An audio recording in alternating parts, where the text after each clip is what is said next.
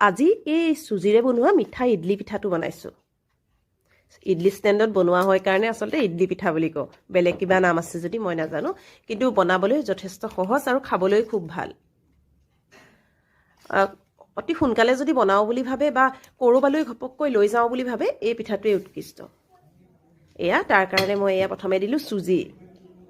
আৰু তাৰ পিছত দিলো এয়া আটা যেটো অকমান বেছিকৈ বনাম গতিকে আৰু অলপ চুজি দি দিও বুলি ভাবিছো এয়া মানে 1.5 কাপ চুজিত আধা কাপ আটা দিলে হল আৰু এয়া পৰিমাণ অনুসৰি চেনিটো মই 1 কাপে দিছো অকনমান কম এই সকলোবিলাক দিয়াৰ পাছত দিব লাগিব বেকিং 1 চামুচ দিলে সোডা আধা চামুচতকৈ অকমান কম দিব লাগে অৱশ্যে পৰিমাণটোৰ ওপৰত কথা যে বেছিকৈ যদি লও চুজি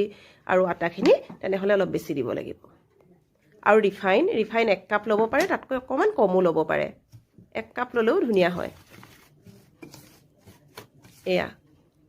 এই গুটেখিনি দিয়াৰ পাছত মই গাখীৰেদি এখিনি খানি দিম এয়া গাখীৰ লৈ থৈছো গাখীৰ কিমান লাগিব হেতু এনেকৈ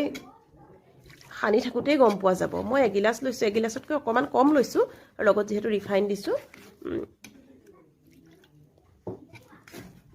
চাওচোন কিমান লাগে এয়া চাই থাকক এয়া মোৰ এখিনি হৈ গল আৰু অকমান দিবহে লাগিব দেখিছেনে গতিকে 1 গিলাস গাখীৰ লাগি যায় এয়া বৰ ডাঠ হ'ব নালাগে যদি বেটাৰটো বেছি ডাঠ হয় নুফুলে কিন্তু আৰু বেছি যদি পনিয়া হয় তেতিয়াও নুফুলে এই যে প্লেট কিখন দেখিছে মই ৰিফাইন তেল খানি লৈছো ৰিফাইন তেল খানি লোৱা অৱশ্যে ভিডিওটো ৰাখা নহল কিন্তু মই কৈয়ে দিছো তিনিখন প্লেট থাকে তিনিখনতে মই ৰিফাইন তেলটো খানি লৈছো যাতে তলত লাগি নধৰে এনেদৰে তিনিখন প্লেটত মই এচামুচকৈ দি গৈছো যেহেতু মোৰ চামুচখন ডাঙৰ হৈ গৈছে এয়া আৰু ভাপত যেতিয়া দিয়া যাব তেতিয়া ফুলি পৰিব গতিকে একেবাৰে উপচুপিয়াকৈ দিব নালাগে এয়া মই কুকাৰটোত পানী উতলাই লৈছো আৰু এইডাল ষ্টেণ্ডাল ৰেডি কৰি এই গৰম উতলি থকা পানীখিনিত দি দিছো লগতে কুকাৰটো মাৰি দিছো আৰু হুছেলৰ চিটিটো আঁতৰাই দিছো এনেদৰে মাৰি 15 মিনিট ৰাখি থম এয়া 15 মিনিটৰ পিছত এয়া ৰেডি হৈ গল আৰু অকমান ঠাণ্ডা হোৱাৰ পিছতহে কিন্তু মই উলিয়াই আনিছো দেই